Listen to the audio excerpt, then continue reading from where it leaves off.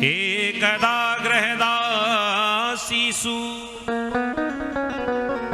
यशोदानन्दगेहिनी कर्मांतर नियुक्तासु निर्ममन्थ स्वयं दधी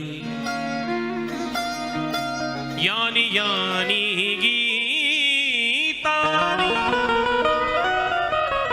तदबालचरितानि च तद्निर्मन्थने काले स्मरन्ति तान्यगायन्।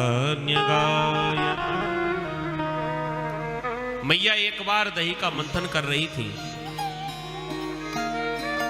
और दही का मंथन करते करते मुख से कुछ गीत गा रही थी। अब हो सकता है कि आजकल की माता बहनें ना समझे, लेकिन जो बड़ी बूढ़ी हमारे घर में है वो सब जानती हैं कि जब पहले हमारे घर में अपने हाथों से ही माखन निकाला जाता था, दही का मंथन जब किया जाता था, तो जो बूढ़ी माताएं हैं वो जानती हैं कि दही का मंथन करते करते माताएं कुछ मुंह से गाती भी थी, गुनगुनाती भी थी। दही का मंथन करती जा रही हैं और कुछ गाती भी जा रही हैं। और यहां पर मैया यशोदा भी यही काम कर रही। एकदा गृहदासीषु यशोदानंदगेहिनी कर्मांतर नियुक्तासु निर्ममन्थ स्वयं दधी। मैया यशोदा जब स्वयं अपने हाथों से कन्हैया के लिए माखन निकाल रही थी, तब क्या कर रही हैं?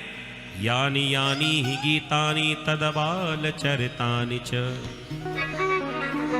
जो कन्हैया ने लीलाएं की हैं, उन लीलाओं के गीत बना लिए मैया ने और वही गीतों को गुनगुना रही है। अब यहां पर 3 जगह कृष्ण है, बड़े गौर से समझना। मन में भी कृष्ण, कर्म में भी कृष्ण और वाणी में भी कृष्ण। ये जो दही का मंथन कर रही है, ये किसके लिए है? कृष्ण के लिए। तो माने कर्म में भी कृष्ण, जो कर्म किया जा रहा है वो कृष्ण के लिए किया जा रहा है। और यानी यानी गीतानि तदबाल चरितानि च, तो जो गीत गा रही है वो किसके गा रही है? कृष्ण के ही गीत गा रही है। तो कर्म में भी कृष्ण, वाणी में भी कृष्ण और मन में भी कृष्ण। मन में कृष्ण कैसे हैं? मन में मैया सोच रही है कि जल्दी से जल्दी माखन निकाल लूं, कहीं कन्हैया आ गए हो तो ये सारे काम धरे के धरे रह जाएंगे, फिर मोते काम ना करने देखो, ये सारे काम फिर मोते नहीं होंगे। तो मन, क्रम और वचन, मन में, कर्म में और वचन में, तीनों में ही जब कृष्ण हुए तो भगवान को ज्यादा समय नहीं लगा, तुरंत ही सामने आ गए। मैया बड़ी जोर की भूख लगी है। कह दिया लाला तेरे ताई ये माखन निकाल रही हूं। कह दिया ना मैया, मोकू खाएबे पीवे की भूख ना लगी, तो मोकू तो तेरी गोद में बैठवे की भूख लगी। छोटो बालक चाहे पूरी दुनिया में कहीं भी घूम आए, खेल आवे, लेकिन जब तक अपनी मैया की गोद में 2-4 लोट पीट ना मार ले, तब तक वाको मन ना भरे। ये बालकों का स्वभाव है। सो आज कन्हैया भी जिद करने लगे, मैया मोकू अपनी गोद में उठा ले।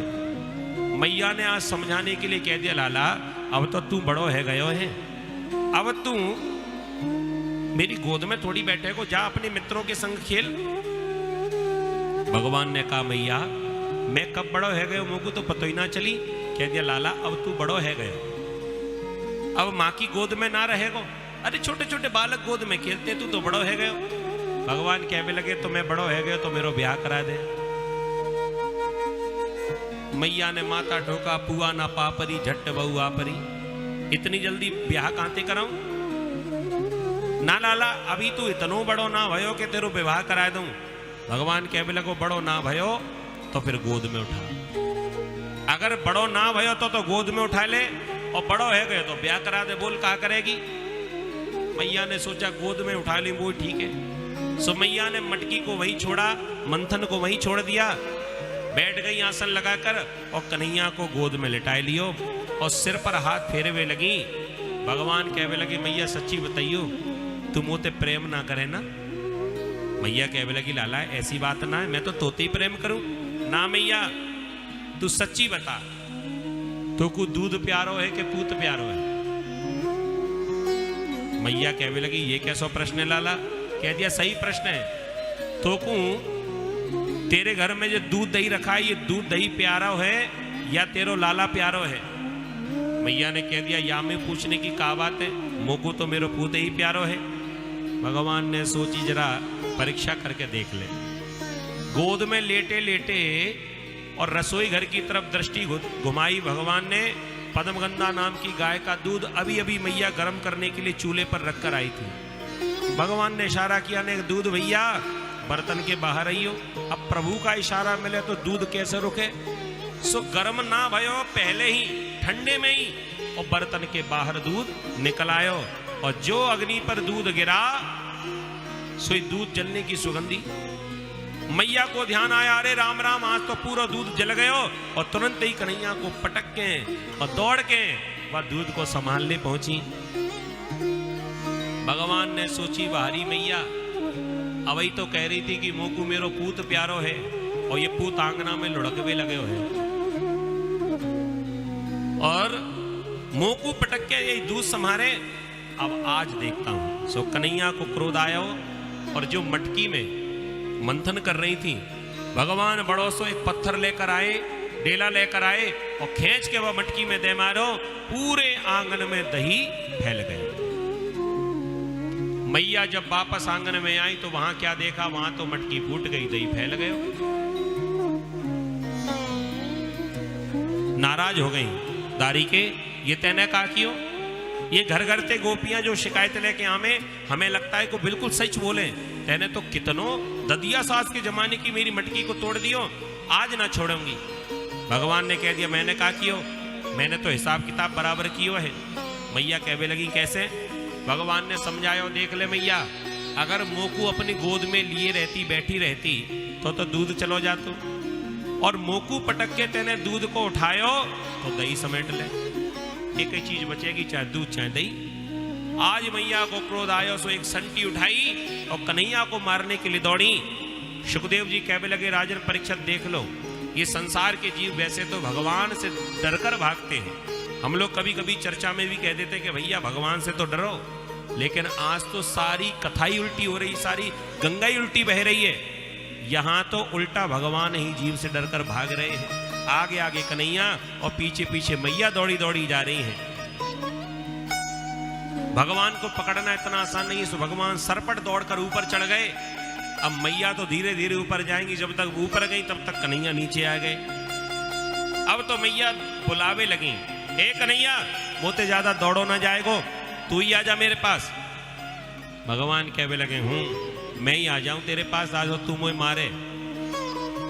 मैया कहने लगे, मारूंगी ना, तू तो एक बार मेरे हाथ में आ जा, मैं तेरी पूजा करूंगी। भगवान कहने लगे, संटी ते कब से पूजा होने लगी? अगर पूजा ही करनी है तो संटी फेंक दे, अगरबत्ती उठा ले हाथ में। मैया समझ गई कि जब तक हाथ में संटी है तब तक ये तो मेरे पास ना आएगा। तो तुरंत ही भगवान ने देखा कि आज मैया के हाथ में संटी है। मैया ने संटी फेंक दी, संटी नहीं थी। अब मैया ने बुलाया, आजा मेरे पास, अब मेरे हाथ में कुछ ना है। सो कन्हैया दौड़े दौड़े ही आ गए मैया के पास। मैया ने आज कन्हैया को बांधने का प्रयास किया। अब देखिए, भगवान को बांधना भी इतना आसान नहीं है।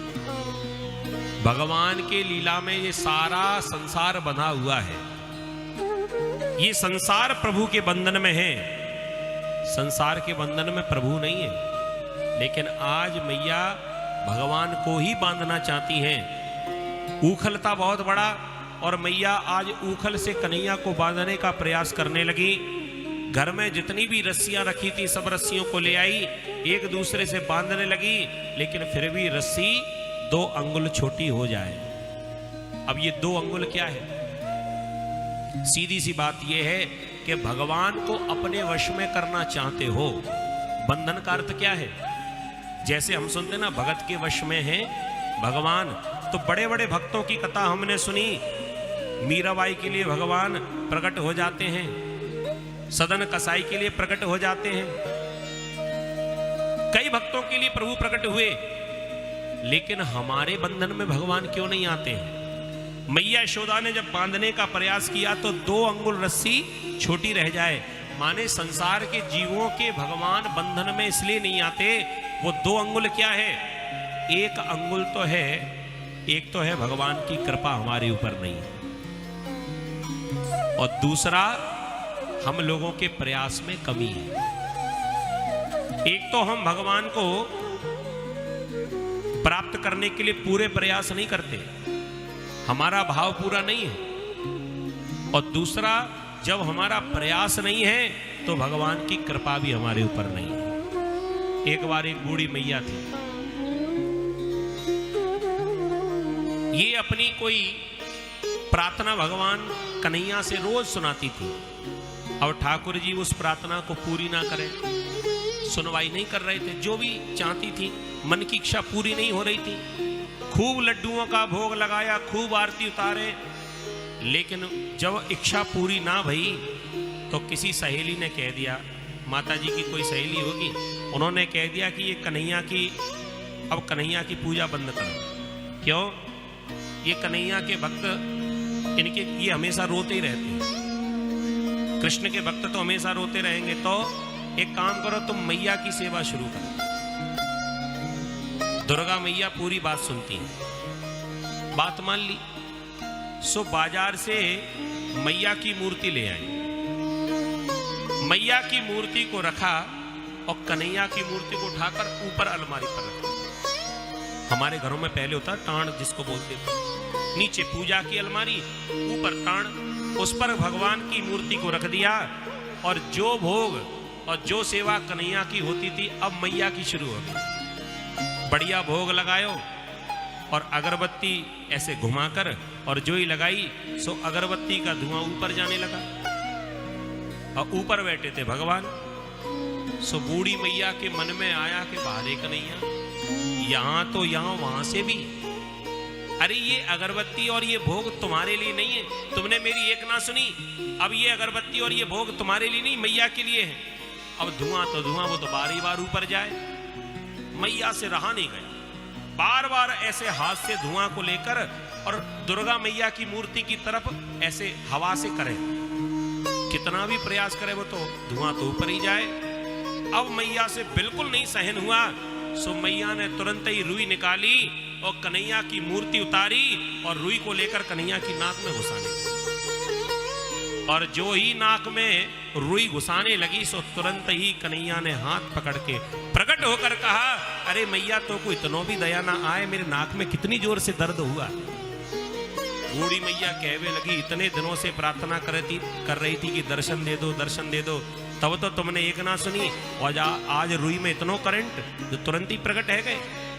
लड्डू से प्रकट ना भये, अगरबत्ती से प्रकट ना भये, दूध दही से प्रकट ना भये, माखन मिश्री से प्रकट ना भये, और रुई से प्रकट है गए।